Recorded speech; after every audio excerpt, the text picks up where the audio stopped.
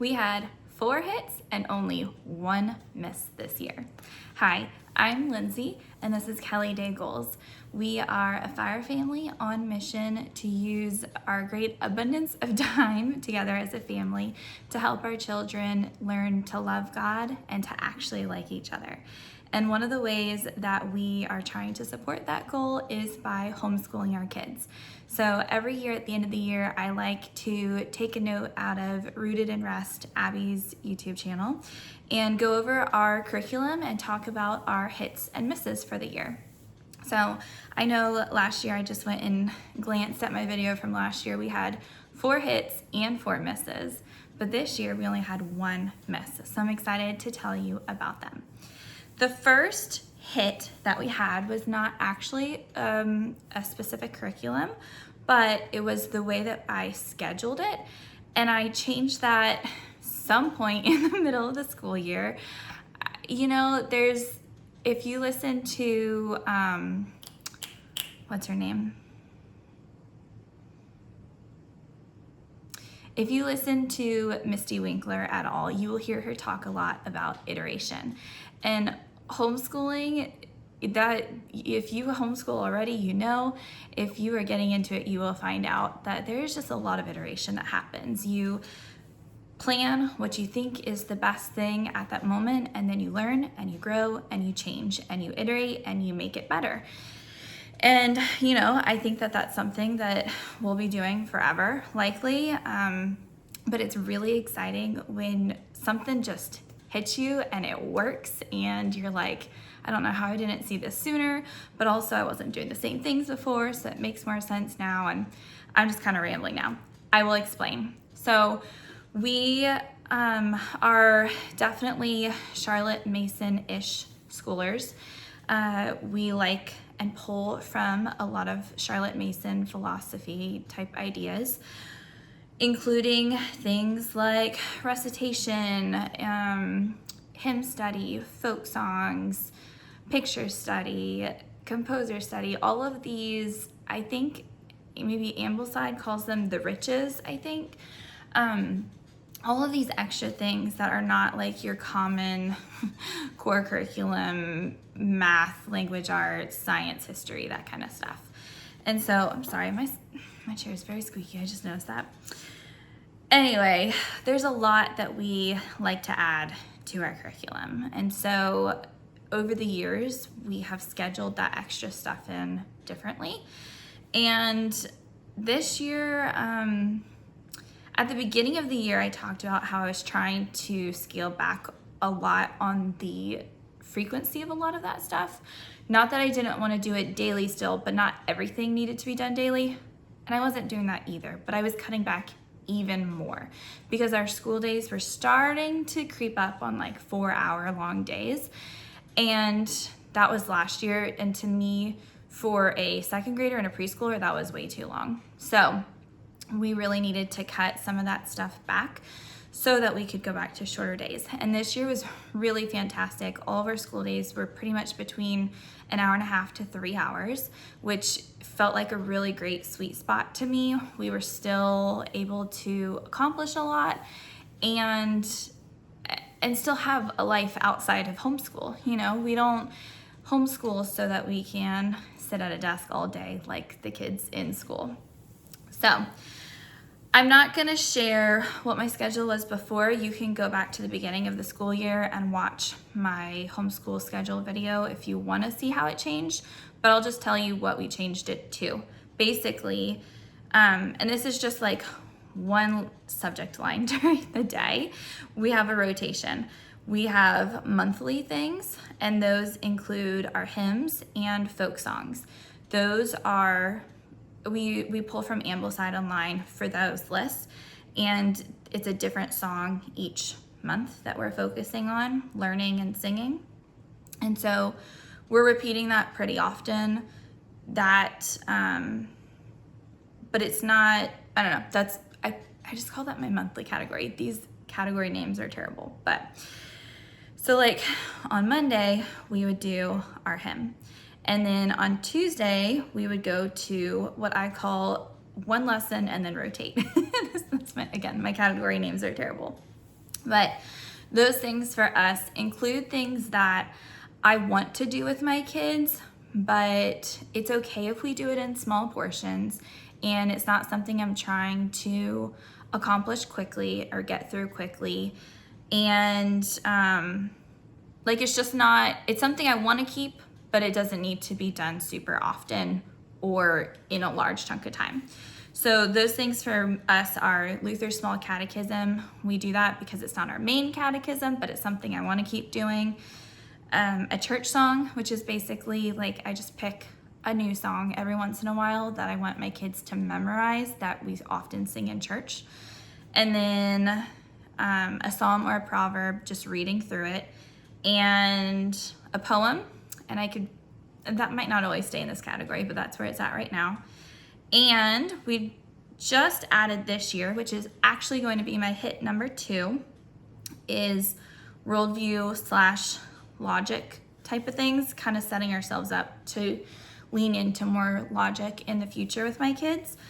So we are pretty new to it still, but also in the middle of the year, we started Foundations Worldview with the kids, and they are very much enjoying that. I'm enjoying it. So that has been our hit number 2. All of those things are things that it's okay, like if we just do this every once in a while. It's not something that they need to be doing like multiple times a week so that they can remember it, if that makes sense. But that leads to category number 3. And this one I call like a whole section and then rotate.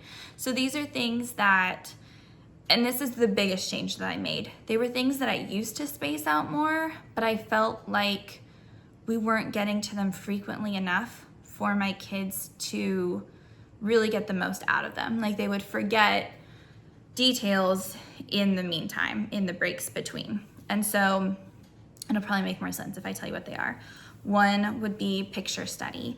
We use Charlotte Mason picture studies. So either it's usually, I think it's 8 pictures that we study in a section, and they're all either from one artist or from like one category. Like it's really cool. They'll do like art inspired by the book of Matthew in the Bible. And so especially when we're talking about an artist, I think it's so much more beneficial. Like, yes, that is something you can spread out easily, and that's how I've done it in the past, and that's fine.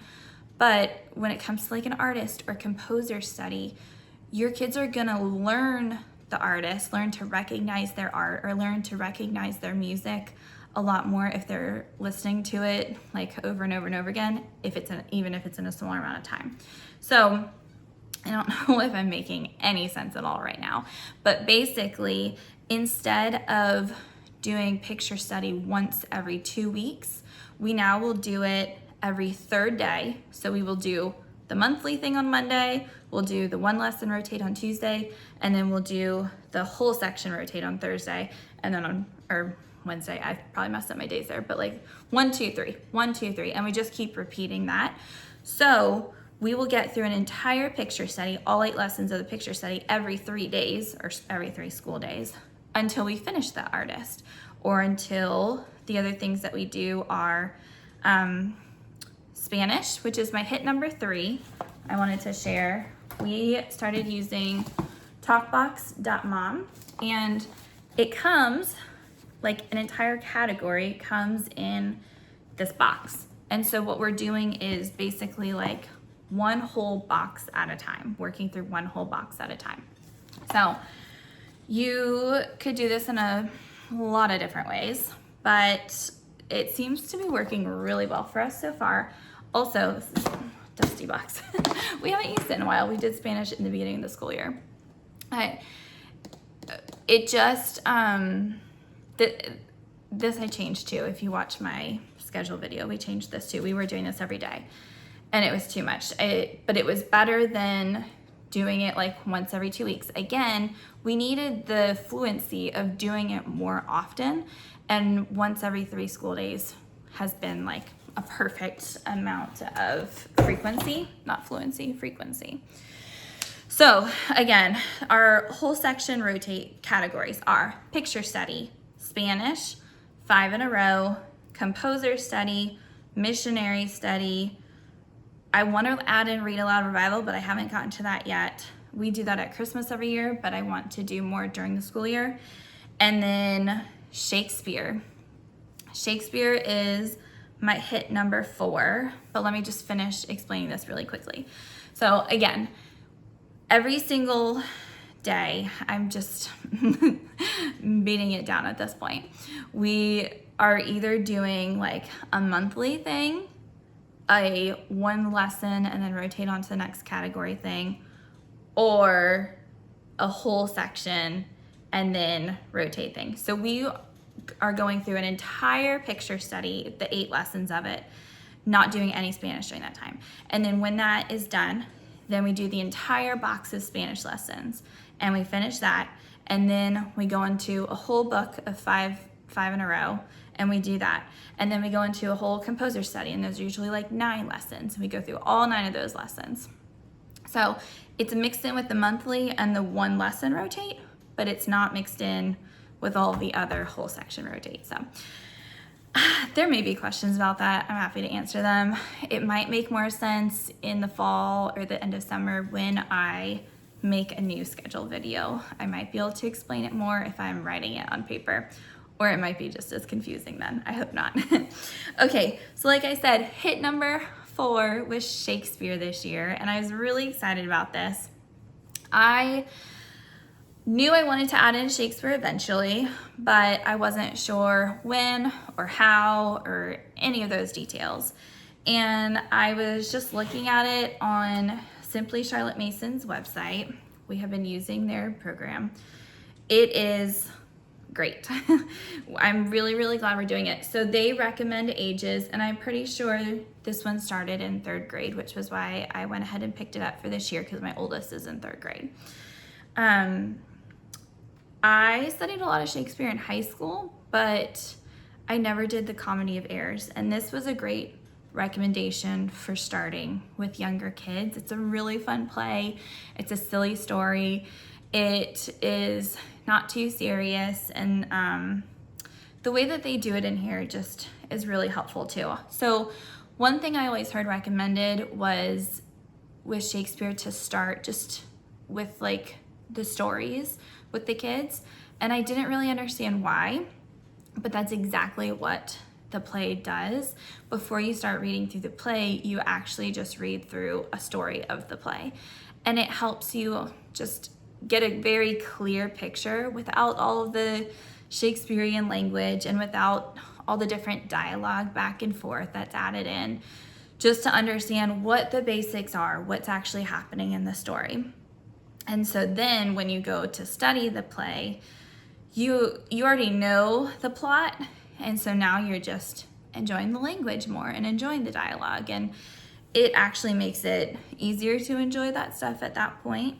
So we have very much been enjoying this. This is the section that we're in right now. The whole section rotates. So we're doing an entire play before we move on to the next thing. But hit number 4, Simply Charlotte Mason's Shakespeare Studies.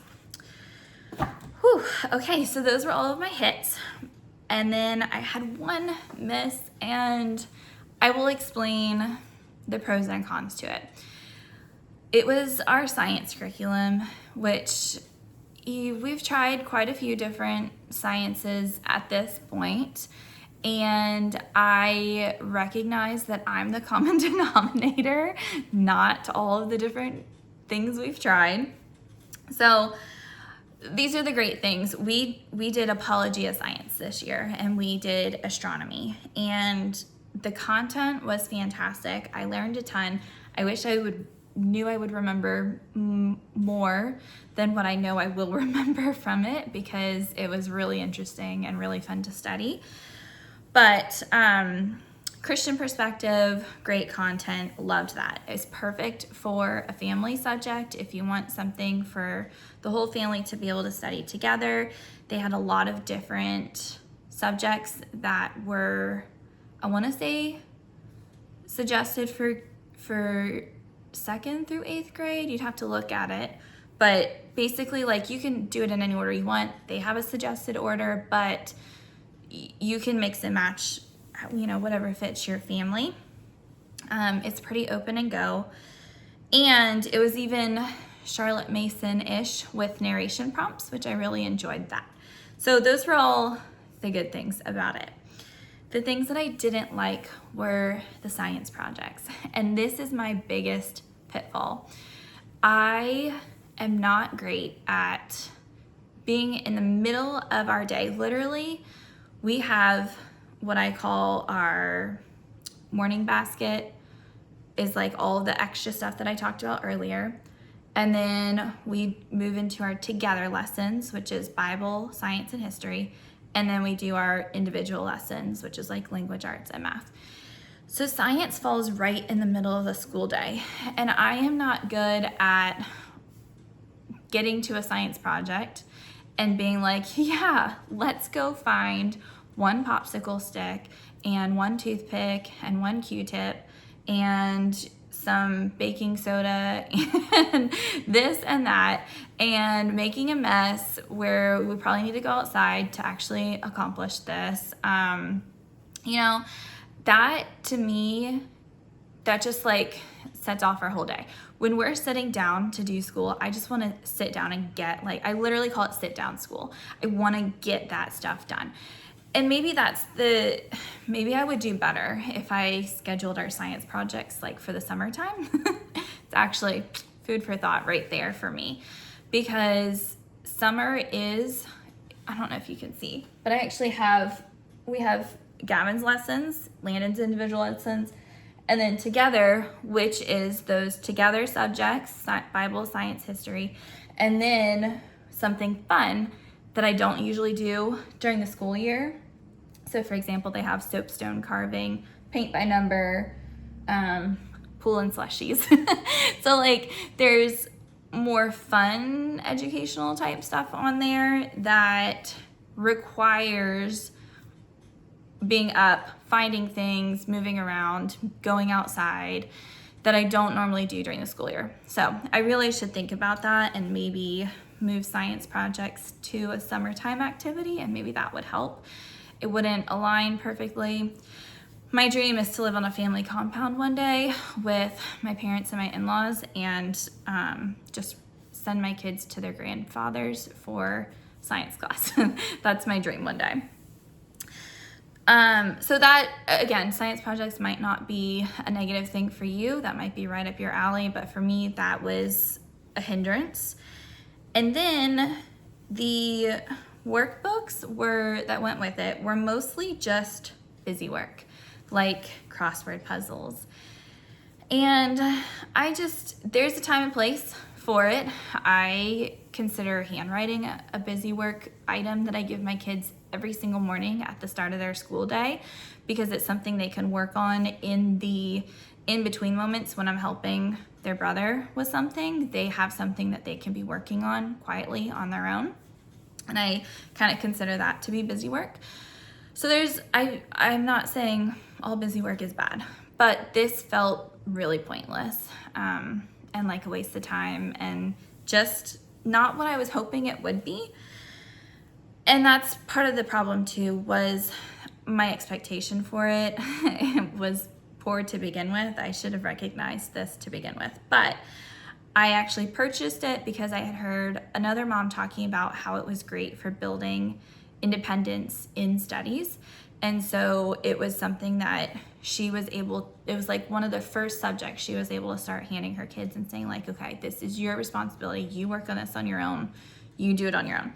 And I definitely can see how that would be the case.